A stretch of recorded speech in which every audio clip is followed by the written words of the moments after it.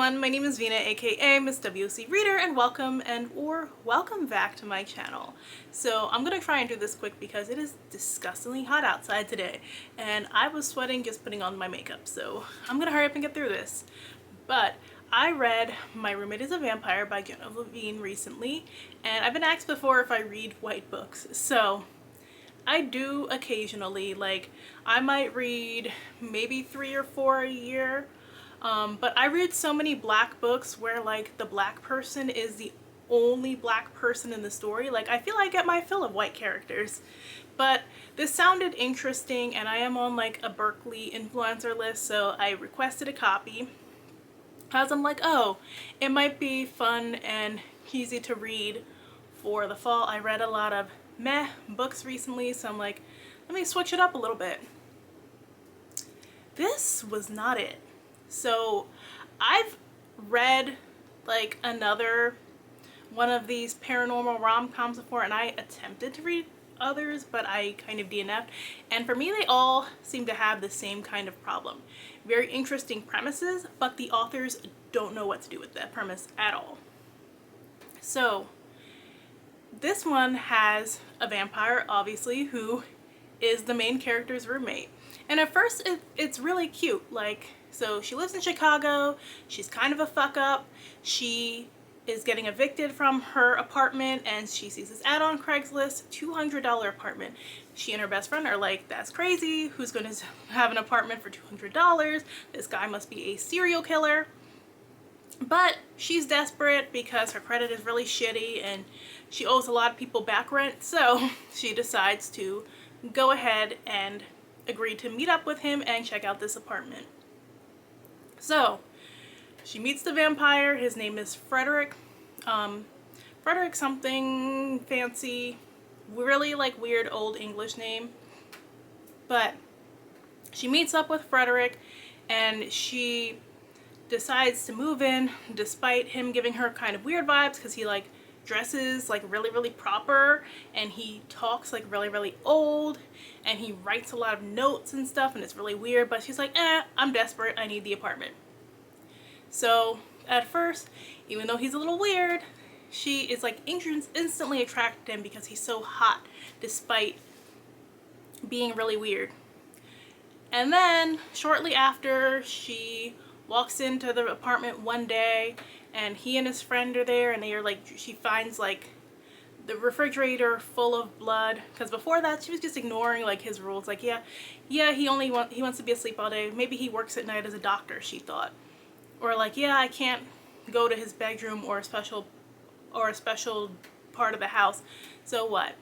So then she like immediately gets upset when she sees this blood, runs out, goes stay with her best friend for a few days, and ends up, because she's still attracted to Frederick, she ends up coming back. And she's kind of disgusted in that he has blood bags that he drinks, that he steals from the blood bank. Like, she's mentioned that it's disgusting, and then it kind of falls off. Like her moral high ground that she took there like kind of fizzles out. And it was like really weird. But she decides to like help him blend into modern day, and you'd think that would be interesting, and you'd think they'd really get to know each other during that time frame, and you'd think that she'd ask him some fucking questions. Like, what is his backstory? How did he get turned into a vampire? But no, she asks none of that. So she still knows nothing about this man. And this is one of those types of situations where they should have so much like sexual tension that they just have to bang it out and get it over with.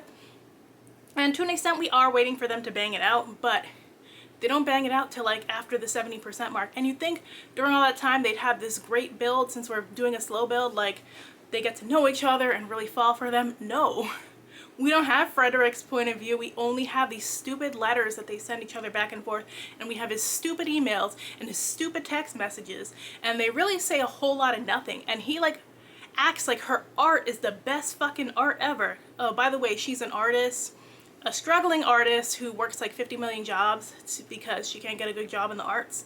And she thinks like she's so special with her art because she makes art by gluing trash to canvases and it's so dumb. Like, I feel like it's what pretentious people think art should be. And he just raves about her doodles that she does on their little notes, like they're mini masterpieces. And it's just like, it should be cute, but it's really not cute. Like, there's so much in here that is so cheesy, and it should be cheesy fun, but it's just cheesy annoying, and that really bothered me. Along with not knowing shit about the vampires. So you think because they're spending all this time together, she's trying to help him blend in, she would want to know more about vampires. No, the only thing we learn about vampires are stuff that she learned while watching Buffy the Vampire Slayer, which has like a million references in this book.